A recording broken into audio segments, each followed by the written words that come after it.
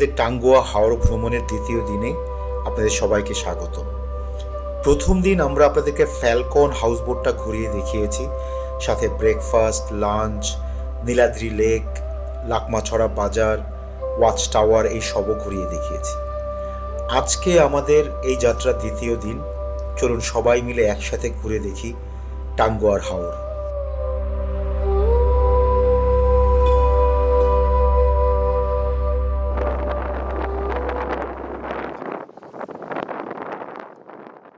Good morning friends, Tanguar Haor থেকে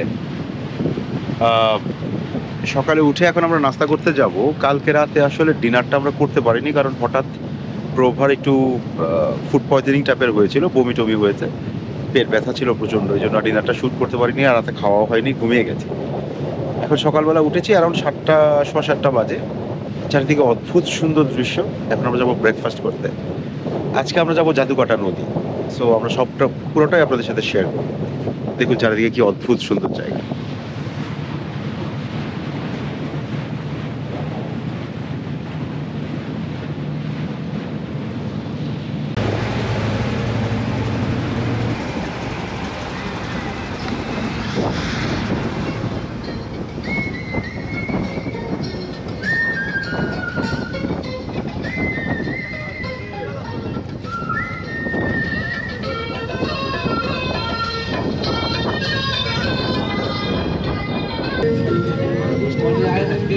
ভাই, এখন কেমন ফিল করতেছো? বেটার। এখন আমরা নাস্তা করে বারিকাটিলা যাব। শিমুল বাগান আগে যাওয়ার কথা ছিল, শিমুল বাগানের ওখানে অনেক ভিড়, পার্কিং জায়গা নাই, পার্কিং শেষ, এই জন্য আমরা এখন বারিকাটিলা যাব। তারপরে শিমুল বাগান।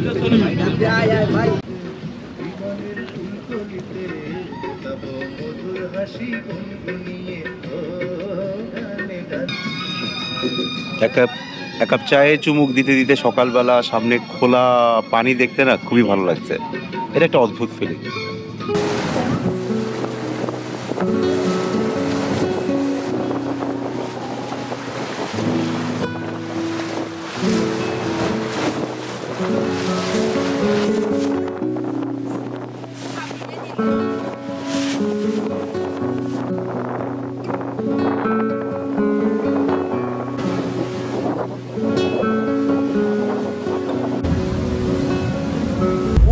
মাত্র দেখালাম, এইটা হচ্ছে মেঘালয়ের পাহাড়গুলো, খুবই কিন্তু সুন্দর। আমরা কাছাকাছি আছি, দেখতে খুবই ভালো লাগে।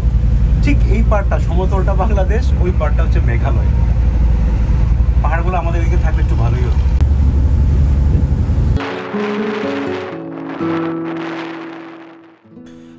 মোটামুটি 40-45 মিনিট নৌকা জার্নি করে আমরা পৌঁছে গেলাম বারেকটিলা বা বারিক্কা টিলা, যেটা টাঙ্গুয়ার হাওরের খুব আকর্ষণীয় একটা জায়গা।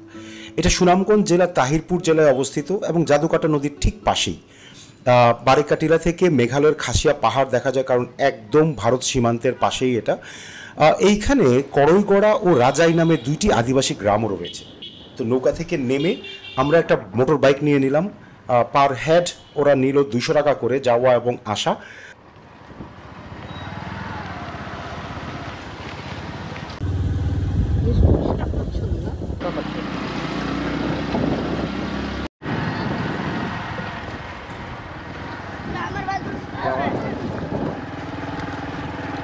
যাওয়ার ইচ্ছা হইলে মানে কম সময় কাটায় যেতে পারবেন। হ্যাঁ স্যার, ঠিক আছে, ঠিক আছে। ঠিক।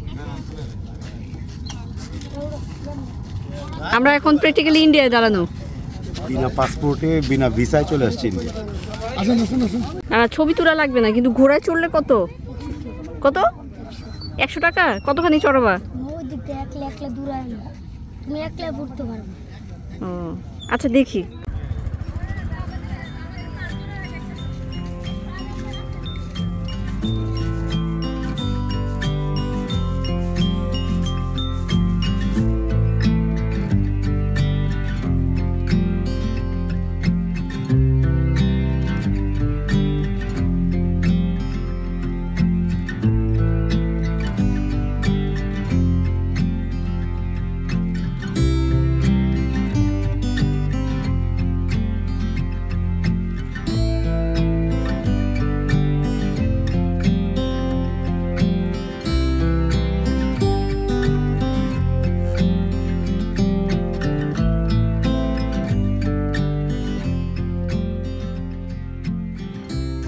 যেমনটা আপনারা দেখলেন, আমরা কিন্তু ইন্ডিয়ার উপরে দাঁড়িয়ে থেকে আমরা ড্রোনও চালিয়েছি। এখানে বিজিবির কোনো ওরকম পাহারা দেওয়ার কিছু নাই, তো যার কারণে এখানে মানুষজন খুব ইজিলি ইন্ডিয়ার অংশে দাঁড়িয়ে বা নো ম্যানস ল্যান্ডের এখানে দাঁড়িয়ে ইচ্ছা মতো ভিডিও করছে, ড্রোন চালাচ্ছে, শ্যুট করতেছে। এখানে দেখার বা ওরকম জায়গাটা কেমন লাগছে? কিছু নাই। জায়গাটা এমনিতে খুবই সুন্দর। পিছনে যেটা দেখতে পাচ্ছেন যে পাহাড়ের সাথে হচ্ছে কি বলবো, নদী, হয়তো এটা কোনো একটা নাম জানি না আমি ঠিক। খুবই সুন্দর জায়গা এটা। আর এখানে মিনি সুইজারল্যান্ড বলেও একটা জায়গা আছে শুনলাম, এটা নাকি বেশ সুন্দর, এটা আমরা এটা দেখতে যাব। আর হ্যাঁ, ভালো কথা, মিশর সুড়ঙ্গ মুভির শুটিংটা কিন্তু এই স্পটেই হচ্ছে। দেখি যদি পারি আমরা সেখানে যাই।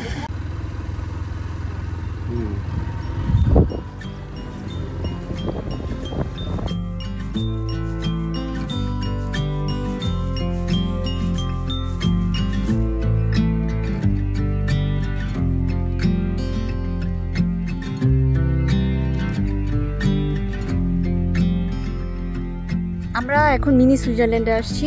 তো মিনি সুইজারল্যান্ড নাম হলেও এটার এক পাশে বাংলাদেশ, আরেক পাশে ইন্ডিয়া। তো আমার এই যে পিছনের এই পাশটা হচ্ছে বাংলাদেশ, আর আমার এই পাশটাতে হচ্ছে ইন্ডিয়া। পেছনে এসের মতো কালো তারের যে বেড়াটা দেখা যাচ্ছে, বর্ডারটা, ওটার ঠিক পাশে হচ্ছে ইন্ডিয়া।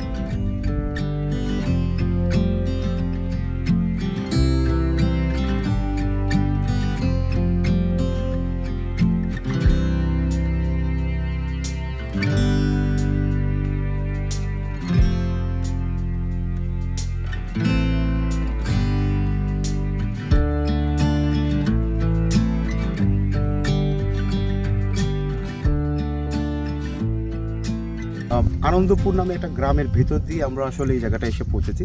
এটা একটা উপজাতীয় গ্রাম, মেইনলি খ্রিশ্চিয়ান, এবং এই জায়গায় যাওয়া আসা করতে বারেকটিলা পর্যন্ত লাগে 100 টাকা আপ অ্যান্ড ডাউন বাইকে, আর এখানে হয়তো আরও 100 টাকা এক্সট্রা দেওয়া লাগবে। সো হাফ অ্যান আওয়ার নৌকায় টাইম দেয় এবং এর মধ্যে ঘোরা হয়ে যায়। জায়গাটা কিন্তু বেশ সুন্দর, নাইস। আপনারা তো দেখলেন, একটা খুব গ্রিন সুন্দর জায়গা। একটা শট নিয়ে চলে যাই, সবাই দেখো তো, ঠিক আছে।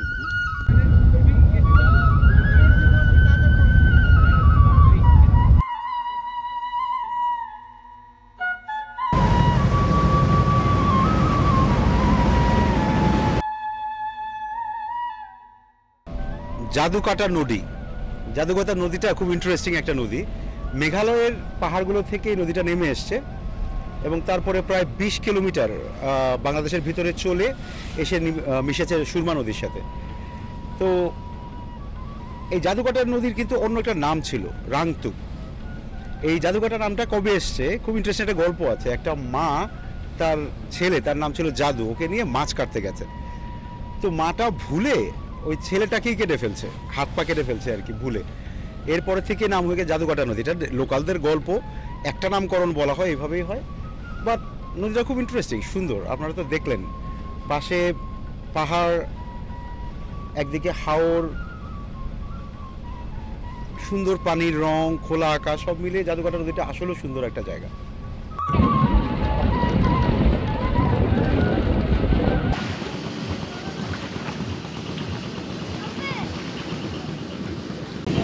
এখন আমরা আসছি শিমুল বাগান। বারেকটিলা থেকে এটা 10-15 মিনিটের মধ্যেই নৌকা চালিয়ে এখানে চলে এসেছি। এখন শিমুল বাগানটার অনেক গল্প শুনেছি, গিয়ে দেখি কেমন। চলুন, কিন্তু উঠার রাস্তাটা খুবই ডিফিকাল্ট। চলো।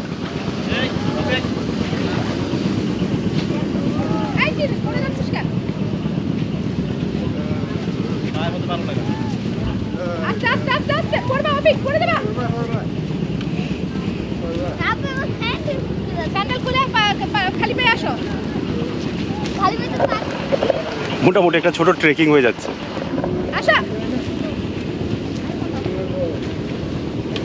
খেলা দিছিলাম। হ্যাঁ হ্যাঁ,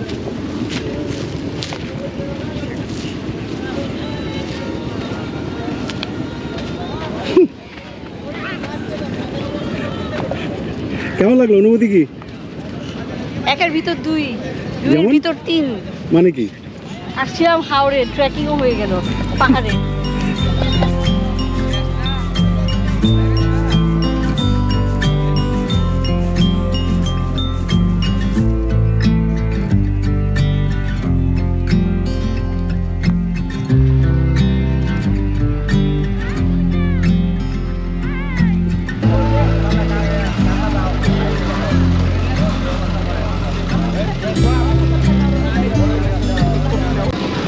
পিছনে এইখানটাতে হচ্ছে টিকিট ঘর। টিকিট কত টাকা করে নেয় চলেন দেখি।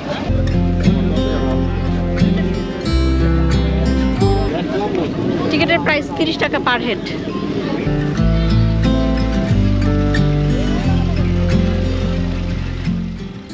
এই ঘোড়ায় চড়ে ঘুরতে গেলে আধা ঘন্টা 200 টাকার মতো পড়বে। বেশি চাপে একটু দামাদামি করে নিলেই হবে।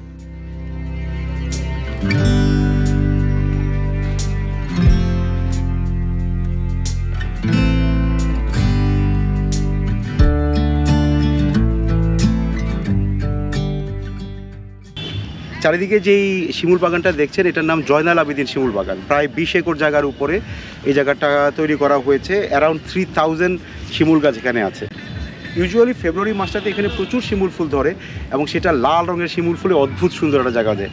এখন আসলে বর্ষাকালে শিমুল ফুল নেই তো, তাই হয়তো সৌন্দর্যতা অতটা বোঝা যাচ্ছে না, কিন্তু আমি এত সুন্দর কম্পোজ একটা বাগান দেখে রিয়েলি মুগ্ধ। এবং এইখানে যদি সত্যি সত্যি চারিদিকে লাল ফুল ফুটে থাকে এবং নিচে পড়ে থাকে, অদ্ভুত সুন্দর লাগবে দেখতে। A must visit. 30 টাকা টিকিটের তুলনায় খুবই সুন্দর একটা জায়গা, পাশেই জাদুকাটা নদী।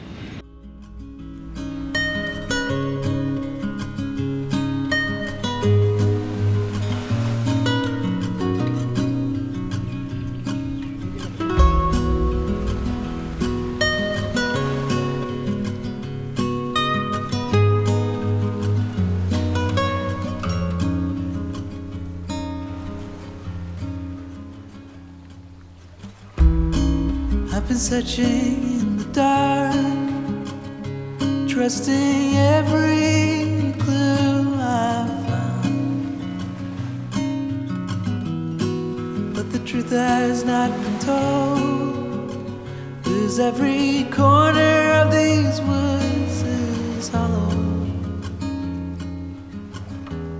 I can't see in the dark. আমার নাম কি? মানিকাউসাপুরা। মানিকাউসাপুরা। ও, কি নাম তোমার? সৈফুল। সৈফুল। কি করো? এই পেয়ারা বিক্রি করেই চলো?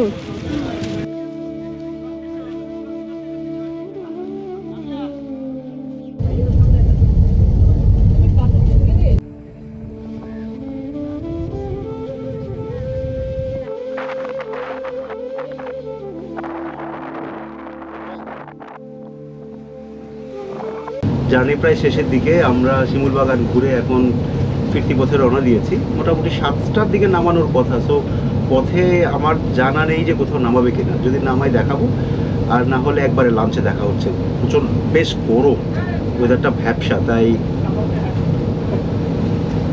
I don't know, it's uncomfortable. However এই জন্য আমরা একটু রেস্ট নেই, একবারে লাঞ্চে দেখা হচ্ছে।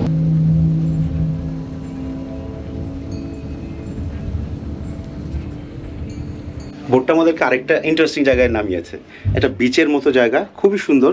এটা ইউজুয়ালি আমি ব্লগগুলোতে খুব বেশি দেখি নাই, তো এখানে পানিটা খুবই অগভীর, নামা যায়। চলুন দেখি।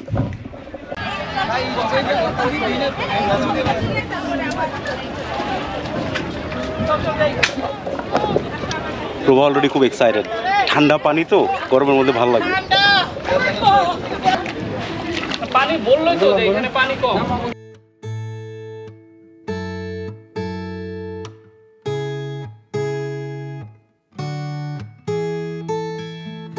Secondhand, I felt a bit forgotten. Not your plan, but now the days of silence outgrow the fun things we have done. But tell me, do you wanna carry on?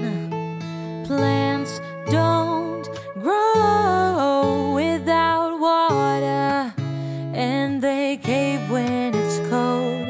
We could go till we're older. Put your head on my shoulder and let's enjoy the ride. কেমন লাগতেছে তোমার ঠান্ডা পানির মধ্যে? আরাম লাগতেছে, জায়গাটা মজার না? পুরো শরীর ঠান্ডা হয়ে গেছে। হ্যাঁ, জায়গাটা মজার।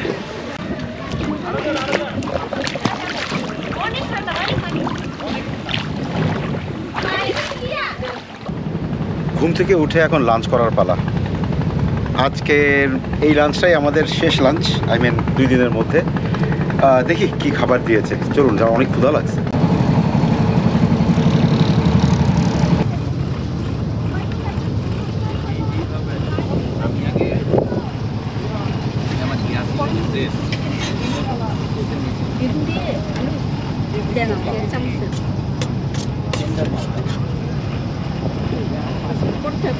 এটা কি চিকেন না? আর এটা রুই মাছ। ভাত, রুই মাছ, একটা সবজি, চিকেন, ডাল। মজা। কি রোবট খাওয়ার কি আছে?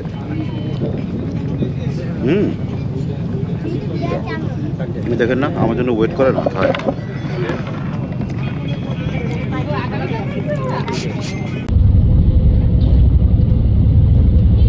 বাদল গেছে টুটি, আজ আমাদের ছুটিও ভাই, আজ আমাদের মেঘলা হয়ে গেছে, তাই না? তাদের কালার পুরো চেঞ্জ হয়ে গেছে।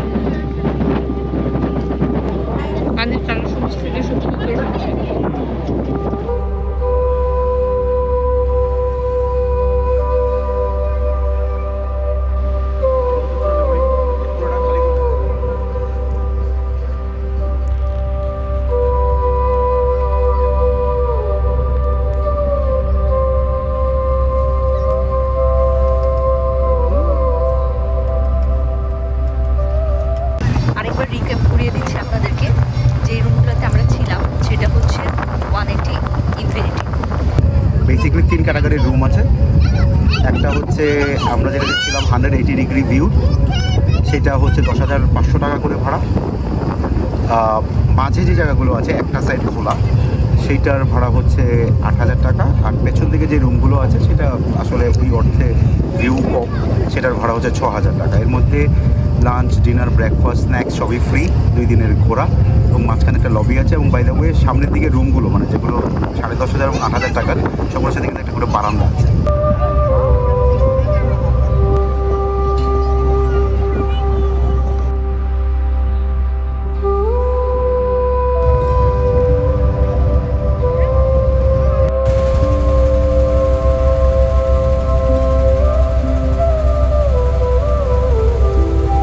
দেখতে দেখতে যাত্রাপথ শেষ হয়ে আসলো। আর ঘন্টাখানেকের মধ্যেই আমরা হয়তো নেমে যাব 7টার দিকে আর কি। আমরা হয়তো নেমে যাব সাহেববাড়ি ঘাটে। ওইখানে আমাদের গাড়িটা রেডি থাকবে, সিলেট থাকবো, কালকে সকালবেলা ফ্লাই করে চলে যাব Dhaka. So it was a wonderful experience 2টা দিনের জন্য, খুব ভালো লাগছে। You should try. সো আজকের জন্য এই ভিডিও থেকে বিদায়, খুব তাড়াতাড়ি আবার অন্য কোনো লোকেশন থেকে দেখা হবে। Thank you very much.